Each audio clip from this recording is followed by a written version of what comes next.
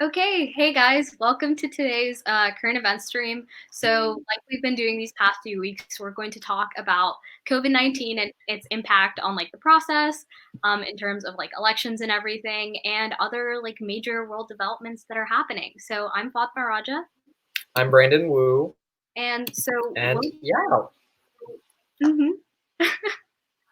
yeah. So So first of all, follow our social media, including the TikTok that I'm a part of, and yeah, it's super exciting to see like our memes, our updates, all of our information. You should definitely go check all of our social media out. yeah. And so because we know AP is like changing a lot of how like the testing is going to be done this year, especially like how now it's just 45 minutes to do like your like writing section. We are having like practice streams and content related streams. And so this is the stream calendar and it's going to be the same throughout like the rest of the AP session. So if you want to take a picture of it, go ahead and it'll be back on later. So yeah. Yeah, and also make sure you follow our teams, Gov and Lang, because we love both of them. Even though AP English Language no longer has the argument essay, you should still come and tune in to our current event streams because it's always good to know about the world. And if you're an AP GoPo, then it's even more of a reason because you need current events for the argumentative essay. But as you can see here, we have a lot of fun streams for Lang specifically. Next Monday at 7 p.m. Eastern, we'll have Raising Your Evidence and Commentary score with our fantastic AP Lang teacher, Kevin Steinhauser. And we have our cram sessions that happen, that should say the 9th. And that's normally on a Thursday at 7 p.m., led by Stephanie Kirk, another one of our AP Lang teachers. She'll be talking about rhetoric and those foundational skills. So in today's stream, we'll start off with a COVID-19 update. We'll talk about domestic and international current events, and Fatma will conclude with a lovely 2020 election update. So let's start with the COVID-19 update. President Trump invoked what's called the Defense Production Act to force 3M, which is a company that not only creates sticky notes, but also not ventilators, surgical masks and gloves. He basically forced them to produce those really necessary PPE or personal protection equipment. New York City still remains the epicenter of the COVID-19 pandemic, unfortunately. Hospitals are stretched to limits, and Governor Cuomo and Mayor Bill de Blasio agreed that they needed to work on making more stringent requirements for social distancing. So there's now a $1,000 fine in New York City, and I think even across the entire state.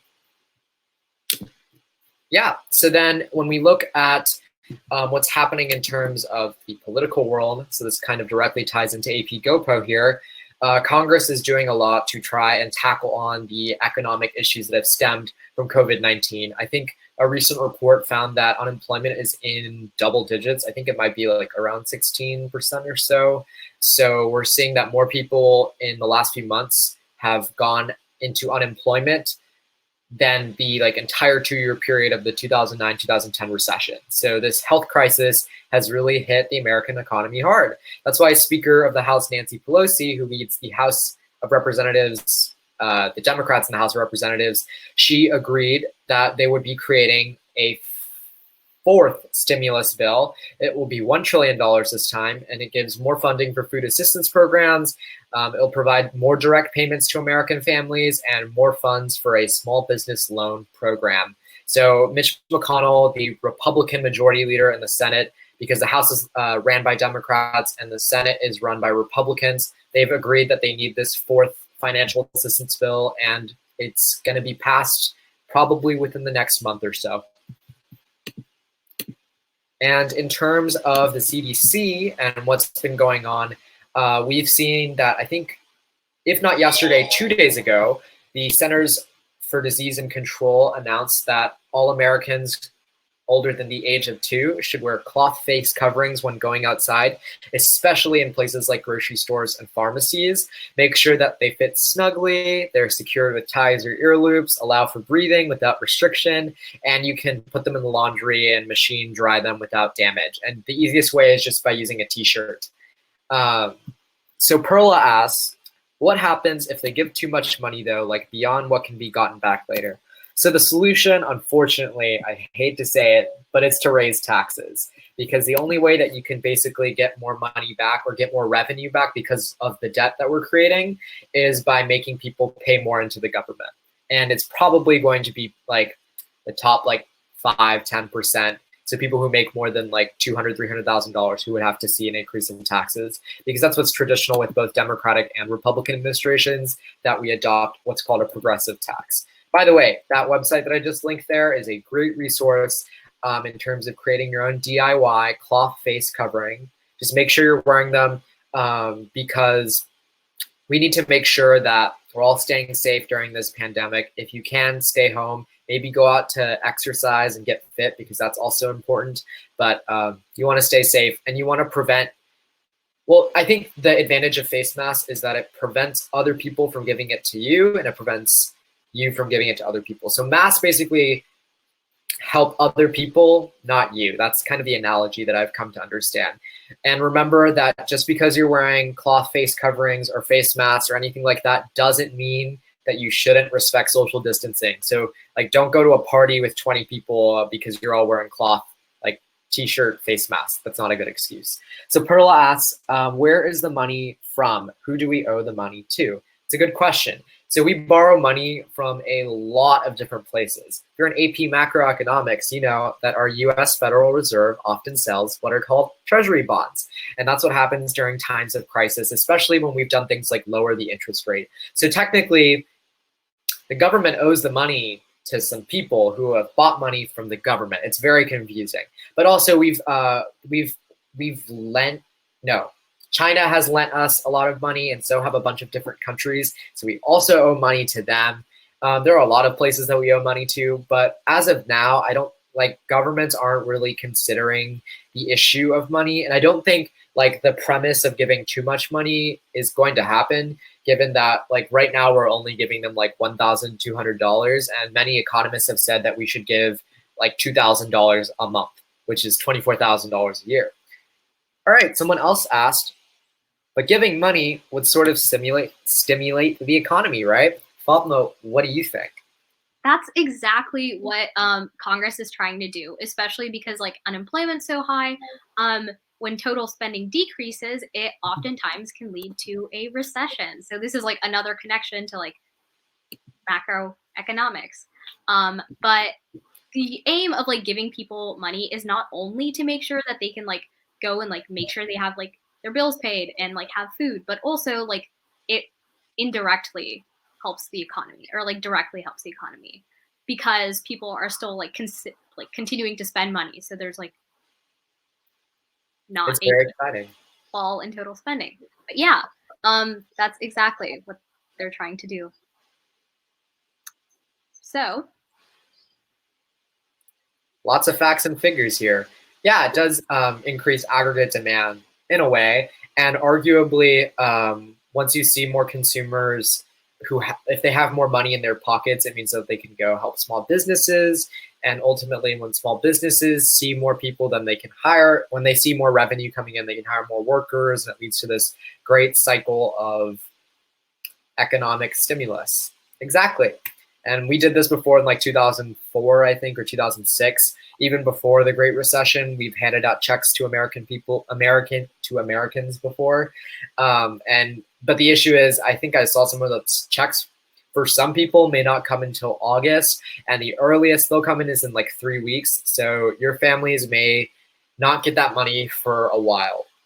So some other facts and figures from today I found was that Rhode Island, Texas, and Florida have adopted border checks. So for instance, in Texas, if you were coming from Louisiana, who recently saw this huge rise in deaths and cases, you basically, first your temperature is checked and they ask you about symptoms, but also they put you in a mandatory quarantine for 14 days. And that also applies to Rhode Island if you came from any other state, or Florida. In addition, we've seen, unfortunately, that domestic abuse has risen due to COVID-19. There's been a 17 to 25% increase in calls to hotlines or reports of abuse. That's a worldwide issue, whether that's Great Britain or the United States. It's just because, you know, we're seeing that abusers and like the people and victims, unfortunately, are basically forced to quarantine together. We've seen that there are over 1.2 million cases worldwide, 73,000 deaths, with 357,000 cases in the United States and 10,500 and counting deaths here due to COVID-19. So these two graphs here on the right actually demonstrate. The first one is from this really great website. I think it's called covidactnow.org. And basically what it tells you, it can go down to the county level for certain counties, but it can say that with certain restrictions, how soon will you reach your peak in terms of the number of cases and hospitalizations. So as I pasted there, that's the one for Texas. And as you can see here, if, for instance, we didn't take any action, no stay-at-home orders, we could see that unfortunately COVID-19 would peak in late May. And that would only mean ultimately more deaths and more people hospitalized. But as you can see, we can do what's called flattening the curve by initiating things like stay-at-home practices or even something as severe as a lockdown, as was done in China. Cool. So in addition, whenever we look at COVID-19, it's also important to analyze what's going on nationwide. We've seen, unfortunately, I think that picture is a little blurry, but it shows that certain states are respecting social distancing more than others. Someone asked, when will the lockdown stuff end? It depends on what we do. Basically, we have to see who's coming in and out of places. So we can still see community spread at places like grocery stores where it's like deemed essential travel. So your lockdowns in your states, it really does depend. Like I heard, I forgot which state, but they said that they would reopen by like the end of April. Whereas I heard that Ohio and some other states aren't opening up until like June. So it really just check your like governors and your state government's information on their website. I highly recommend like looking up, like for us, I would literally look up Texas governor lockdown order. I think our lockdown technically ends on May 4th, but it's probably going to get extended like it was earlier. So it just depends. So yeah, in terms of social distancing, we've seen that this graph, I don't know if you can call it a graph, but this graphic on the right here demonstrates how good states are doing at social distancing. So the light green is A, the not so light green is B, et cetera, et cetera. So our state of Texas is a C. The United States is also a C+, whereas we've seen that states like New York, Nevada, I think that's Colorado, and North Dakota, good for them, have been respecting social distancing. Problematically, we've seen that 8 governors in Arkansas, which by the way has an F, Iowa, Nebraska, North Dakota, North Carolina, South Dakota, Utah, and Wyoming have not put in place any statewide orders. They've all basically given it to local officials. That's problematic because Dr. Fauci, who is the head doctor of the CDC, basically said that states should all be doing, like, they should all be putting in place these kind of restrictive stay-at-home orders in order to basically flatten the curve. Another thing that I found interesting was that, unfortunately, we've seen that people who are disproportionately people of color and lower income are the ones who are catching COVID-19 and dying from it. For instance, in Milwaukee County, out of the 949 cases, about half of them were African Americans, and 81% of those deaths were African Americans. And the county is just 1/4 Black. So it only demonstrates that right now, minorities and low-income people and people of color especially are disproportionately being harmed. Because, for instance, if they worked at a job that gave them health care and then they got laid off, now they don't have health care, which is why we've seen a lot of people like Bernie Sanders on the left and many people in general embrace a national healthcare system. So it kind of all links back together. So I saw that you asked, when do you think things will be normal? Approximately, I think probably by early July, things will be like February, and by like next school year, it will be sort of back to normal. It just depends though. I saw Dr. Fauci also say in a news briefing that COVID-19 could be seasonal, so it could go away and then it could come back. It could go away, come back, go away, come back. And that's problematic because then we would have to re-prepare ourselves for manufacturing more and more equipment. What about immigrants though? Perla asks, do they have access to any resources? So I would say that if you are an immigrant with like a green card, there are like services that are distributed by states. For instance, I know that my state, Texas, runs a website where you can get meals. Basically, you can pick them up curbside for free for the next few months or so. And that's pretty great for low-income families who may not be able to afford putting food on the table, quite literally. I would say that immigrants probably are getting much of the same benefits, except for the fact that they're not getting stimulus checks because they're not American citizens. Is this an example of federalism? Yes, it's actually an example of, I think it's called the marble cake example, or like cooperative federalism, because we're saying that the federal and state government are working together. I think that's in Unit 1. Great question. So in terms of other domestic and international events that are not so related to COVID-19, we've actually seen that the issue of global warming is continuing to impact our world pretty problematically. The Himalayas actually, they used to see like water that was because of like snow melting, but unfortunately because of global warming, not only is sure like snow is melting, but problematically we're seeing that some areas of the Himalayas are just not receiving rainfall whatsoever. And we're seeing that droughts are just more prominent, which is just kind of demonstrating that global warming is a worldwide issue. It's not just one here in the United States or in Europe or in China. We've seen that hundreds of thousands of guns from the United States have been funneled to Jamaica, which has actually led to an increase in homicides. We saw that that guns that were bought by what are called straw purchasers here in the United States, basically people who had clean background checks, they were kind of trafficked over to Jamaica. And because we don't have universal background checks on a lot of our purchases, unfortunately, and straw purchases are still pretty much legal, we've seen that our guns continue to get funneled across the world, whether that's into Mexican cartels or into Jamaican murderers, literally. Also, we saw that a UN investigation into attacks on humanitarian sites in Syria, like a bombing of a hospital, of multiple hospitals, they basically concluded that the Syrian government and its allies were the ones who caused the bombing, when in reality, we know that Russia themselves have participated in, destroying rebel bases, which has led to like the deaths of civilians. But the United Nations doesn't want Russia to be upset, so they didn't, include them, because then, there's the potential possibility that they start going against United Nations agenda interests. All right, so now we'll move into some happy news that Fatima and I will both talk about, because we need some happy news in our lives. Okay, so this first one is really cute. Also, by the way, when we like upload this to like the resources, you can like go through and watch the videos. Like I've hyperlinked all of them. But the first one, this is so adorable because there was this like 71-year-old woman named Renee Hellman.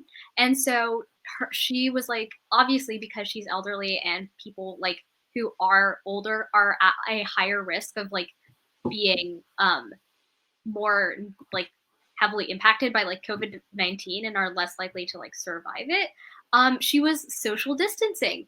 And so her neighbor was like, we need to like get her meals and like groceries and stuff because she's like we don't want her to like have to go to the grocery store and potentially like put herself at higher risk.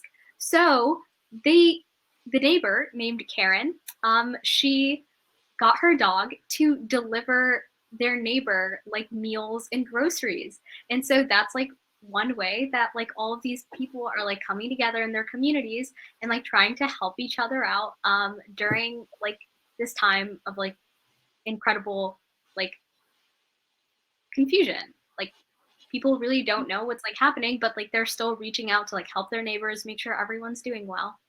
So Brandon, do you want to talk about the next one? Yeah. So sadly, I don't own a cat or a dog, so I can't say that I'm a cat or a dog person, but a new study shows that pet cats form bonds with their human caretakers, which is super adorable. And it's also more of a reason why, if you want a pet and you can, by respecting social distancing guidelines, definitely go to shelters and adopt needy like cats and dogs, because otherwise they may not live out this crisis. So you should definitely go volunteer if possible while respecting stay-at-home guidelines. Maybe adopt pets after the crisis because they need you. Yeah. And so also penguins, because like all these zoos are like trying to make sure that there aren't huge crowds of people in them, they've like kind of closed down. And so like visitors aren't allowed. But because there's no visitors in these zoos, like there's a bunch of like zoos like across the United States and like in other countries that are letting their penguins just like explore the zoo. And like you can find these videos on like Twitter or YouTube, but honestly, it's so cute because they just hop around the museum, and it's just a good time, you know. It's really heartwarming to see. Very wholesome. Yeah, but on that note, we're going to transition into talking about like Wisconsin's primary process. So this has literally been like developing in like the past hour or so. Like the Supreme Court put out their ruling on like their primary. So what was happening was because like COVID-19 has been like so like obviously life threatening to like huge populations. The governor of Wisconsin, whose name is like Tony Evers, he wanted to delay the primary that's happening tomorrow. And so he like ordered that it like be stopped, and like obviously it was going to be rescheduled. It wasn't like they were just going to cancel it entirely. But Republicans in the legislature and the state Supreme Court, they have a majority in both places. They worked against his attempts to like stop the primary from happening. And so keep in mind the reason why he wanted to like delay the primary was because of the fact that like huge crowds of people like in Milwaukee like alone, like these polling places would have like thousands of if not hundreds of people. So you don't want these huge like crowds of people gathered and like touching the same like pens or like doorknobs, because it only like makes it more likely that COVID-19 will spread. And so that's why he wanted to stop the primary from happening, right? And so mayors from like the largest cities in Wisconsin, they agreed. And because his attempts were like overruled by the state Supreme Court, they asked the state's health secretary to like put a ban on people being able to go to like public places. So this would like kind of force the primary to be delayed, because if the state health secretary said people couldn't gather in like libraries or other places that are like generally used as polling locations, it would be more difficult for like the primary to actually happen. And so the thing to keep in mind here is that Wisconsin is an incredibly gerrymandered state. Like in the last election, even though like Democrats were able to like pick up a couple seats here and there, it heavily favors Republicans. So the state lines are not drawn in a way that like makes the election process completely fair. It like totally favors like Republicans. And that's part of the reason why they're working so hard to make sure that this primary happens, because Republicans are like expected to pick up like a state Supreme Court seat, or like have one of the state Supreme Court justices like reelected. And so federal judge William Connolly, he ordered that at least in order to make sure that people were actually able to like vote, the state should like extend its deadline for mail-in ballots. And so what essentially like that means is like you're still able to mail in your ballot past like tomorrow's date. And so the Supreme Court like an hour ago said that the deadline can't be extended.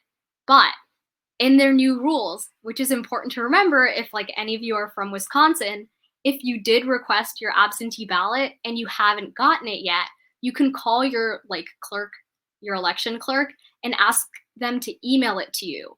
And so after you like fill it out and like print it, you like have to go drop it off or like mail it. And because the deadline for those ballots to like arrive back at the clerk is the 13th.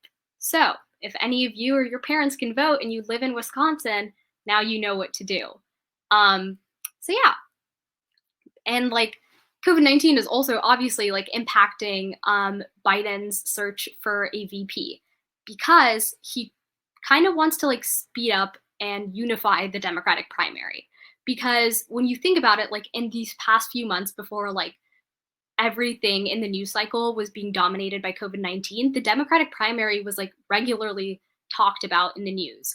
But now the news cycle has been like completely subsumed by like this topic that is not really at all related to the Democratic Party. So because like Joe Biden obviously wants to make sure that the Democratic Party is unified and like has a message out there, he's like searching for a VP already.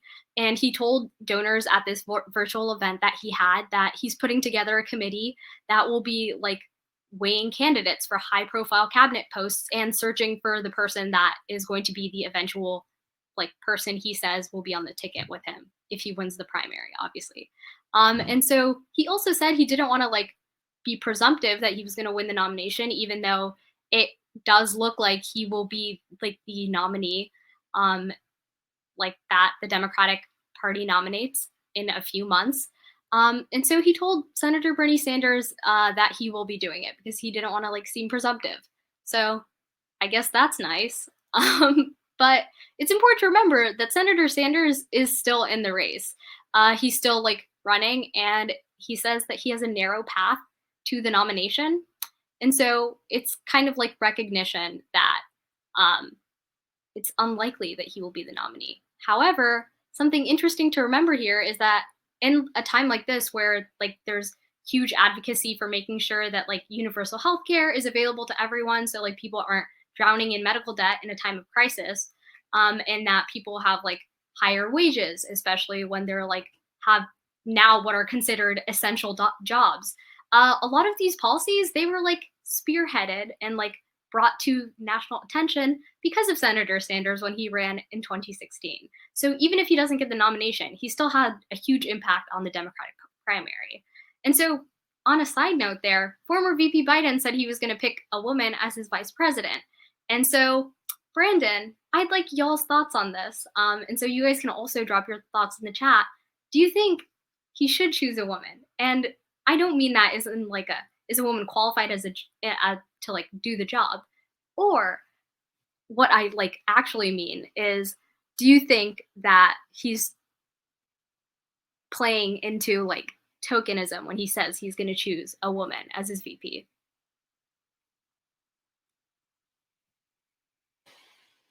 That's a good question. I think it depends, because you know he's also said that he wants to put a Black woman on the Supreme Court, and arguably that could be called tokenism because he's, you know, I guess literally trying to pander. But I think that it's him trying to demonstrate that he cares about women's rights and values by putting a woman, making a woman his running mate. I'm unsure, because you know the options that have sort of been floated around has been very interesting, whether it's Kamala Harris or Tammy Duckworth or Senator Cortez Masto from Nevada. So it's like, yeah, I agree with Akalesh there. I think a female VP candidate would attract youth, like even an Elizabeth Warren, arguably. But I don't know. There's also the whole discussion as to whether he should pick a person of color and add diversity, but then adding diversity to the ticket can also be, it's basically tokenism. So it's kind of like a circular issue, but ultimately I think it will probably benefit him as long as he doesn't pick, you know, I don't know. I've read lots of political pundits' tweets about, you know, the advantages and disadvantages of pick. Like some people say, oh, you should pick Stacey Abrams, who almost won in Georgia, but she doesn't have political experience. Maybe he should pick Tammy Duckworth, but then that means that we have an open Senate seat in, like that means the Democrats basically have to leave a Senate seat open until November, which could impact votes because then it's 53 to 46. So there's a whole issue there in terms of, you know, who he's going to pick. And I think like business people who support his campaign are like supporting Amy Klobuchar and Kamala Harris. So we'll just see what happens. And it's kind of crazy. I don't even think Bernie Sanders has a narrow path to the ballot, honestly. He has to win by more than 20 points in every state to get to a majority. And the rest of the map, like, New York and Wisconsin, given the results of Michigan and Minnesota, seem to trend towards, what do they call it? Joe-mentum, Joe Biden's momentum, clever phrasing. So yeah, I think it's just going to be a matter of time until Bernie drops out. It's probably going to be in June when he does. Yeah. Okay. So that was interesting. But the DNC is also like in discussion of like what we were talking about in the like last slide. They're changing the date of the Democratic National Convention. So that's where like they announce the like whose person at the top of the ticket is going to be, right? And so even though you kind of know based on like delegates and like who's like leading in the race, like right now it's Joe Biden. It's officially announced after like the delegates like come together and they vote, right? And so it was supposed to be in mid-July, but they decided to like push it back until the week of August 17th because they don't want to like have like obviously further the pandemic. So instead, there's like Joe Biden mentioned that they should consider other changes, like doing the convention like entirely online and not having like hundreds of people gather in one like place. This year it was supposed to be in Milwaukee. And so the current convention rules, which would have to be changed if they do decide to go virtual, say that delegates have to appear in person to nominate a candidate. And so obviously they would have to change that if they decide to like go virtual for the entire like convention. But also a lot of primaries are changing their dates and pushing them back. And so an interesting thing here is that the Democratic National Committee has like made a rule that if your like primary happens after June 19th, June 9th, then you get half the amount of delegates that you were supposed to get. So this rule, like obviously people would want it to be changed, especially because like states are trying to figure out how to like have elections and do like mail-in systems because like they don't want to respect social distancing law like rules and guidelines. But that's an interesting thing that the Democratic National Committee might have to deal with if a lot of states continue to like delay their primaries. Yeah.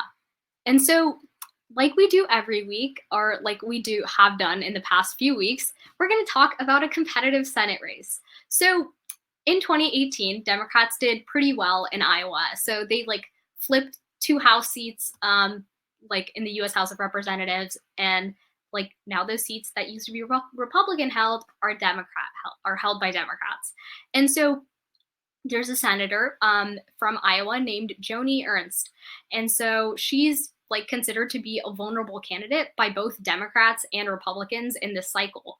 And so the reason for that is because her like approval rating has dropped by 10% like within the last year. It's her first time running a re-election campaign.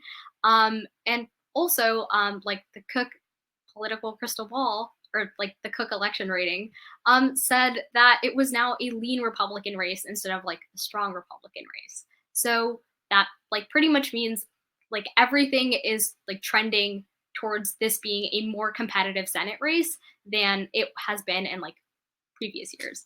So the Senate Leadership Fund, which is like a Republican PAC, they're like kind of worried about this because Democrats seem to have like a pretty solid chance of being able to like flip the Senate in their favor. And so they've like bought $12.6 million in like ads. So like Joni Ernst can like actually like run those ads during the election cycle and like beat whoever the Democratic nominee is.